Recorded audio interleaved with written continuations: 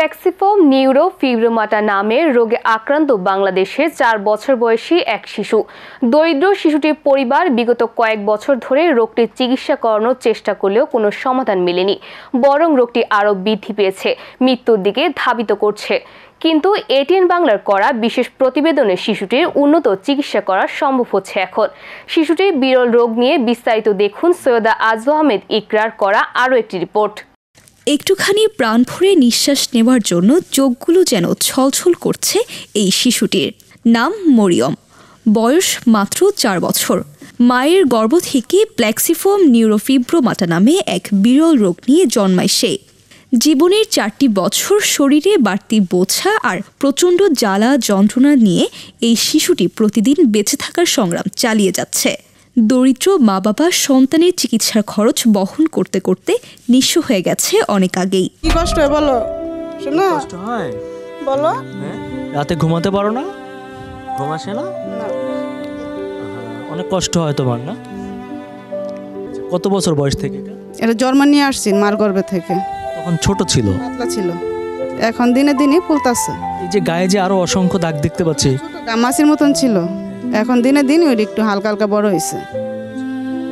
পিছনের আগারটা এটা বেশি অঙ্কে ফুলে যাইতেছে, দৈনিক ফুলে।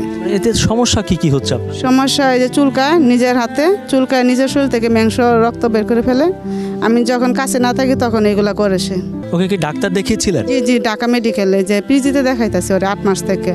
ডাক্তার কি বলছে? ডাক্তাররা বলছে গত বছর লেগে গেছি, তারা বলতেছে যে আমরা চার্জারি নিলে জ্ঞান ফিরাতে পারবো না। আচ্ছা দেখা যাক অন্য কোনো ডাক্তাররা কি কোনো মেডিসিন দিতে পারে নাকি, তোমরা সময় করে নিয়ে চলে আসবা। আচ্ছা, বাইরে মানে দেশের বাইরে ট্রিটমেন্ট করতে হবে, তাহলে হয়তো এটা কেটে ফেলতে পারবে এবং অসুস্থ হয়ে যাবে। হ্যাঁ, একজন চার্জারি ডাক্তার বলছে যে এটা তো বড় অঙ্কে ফুলে গেছে, তো আমরা এখন কি করতে পারি, ওই জায়গায় নিয়ে যাও, এই 105-এ নিয়ে যাও, ওরা বলতে পারবে যে কি করা যায়।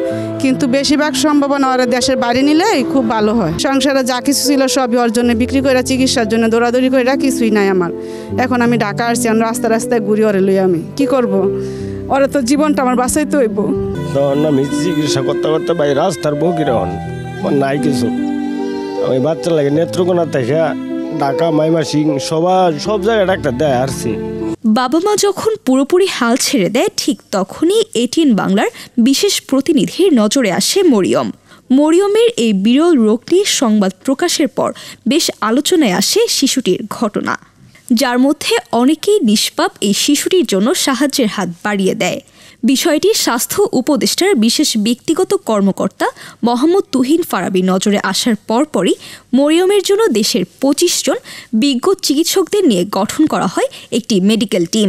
মরিয়মকে নিয়ে ভবিষ্যৎ পরিকল্পনা সম্পর্কে জানালেন এটিএন বাংলার প্রতিনিধি আলী আসগর ইমন। আসলে এই 4 বছরের ছোট্ট শিশু মরিয়মকে আমরা যখন খুঁজে পাই তখন দেখলাম যে তার শরীরের মধ্যে মানে বিশাল আকৃতির একটা দানবের মতো কিছু একটা। আমি তার শরীরে হাত দিয়ে দেখলাম যে সে ভিতরে তীব্র ব্যথা অনুভব করছে। একই সাথে আমার গা যেমন শিরশির করে ওঠে, তেমনি আমার নিজের মধ্যে একটা মায়া অনুভব করলাম যে এত ছোট্ট একটা শিশু অথচ কি বিরল একটা রোগ বহন করে বেড়াচ্ছে। আমি সাথে সাথে এটি নিয়ে একটা নিউজ প্রচার করি এটিএন বাংলাতে, আর এই নিউজ প্রচারের পরপরই দেশ বিদেশে ব্যাপক আলোড়ন হয়। আমার এই রিপোর্টটি বর্তমান সরকারের মাননীয় স্বাস্থ্য উপদেষ্টা নিজে দেখেছেন এবং তিনি সাথে সাথে বাচ্চাটির খোঁজ খবর নিয়েছেন। তিনি অল্প সময়ের মধ্যে 25 সদস্যের একটি মেডিকেল বোর্ডও গঠন করে দিয়েছেন এবং সেই মেডিকেল বোর্ড অলরেডি বাচ্চাটিকে আইসিইউতে রেখে তার বিভিন্ন পরীক্ষা নিরীক্ষা করছেন এবং কিভাবে সর্বোচ্চ চিকিৎসা দেওয়া যায় তার ব্যবস্থা মাননীয় স্বাস্থ্য উপদেষ্টা করেছেন। আমরা চেষ্টা করছি যে বাচ্চাটিকে যদি এইখানে কিংবা বাংলাদেশে ট্রিটমেন্ট করা না যায় তাহলে বিদেশে উন্নত চিকিৎসার জন্য নিয়ে যাওয়া হবে। শিশুটির উন্নত চিকিৎসার মাধ্যম হতে পেরে গর্বিত এটিএন বাংলার সম্প্রচার বিভাগের উপদেষ্টা তাশিক আহমেদ।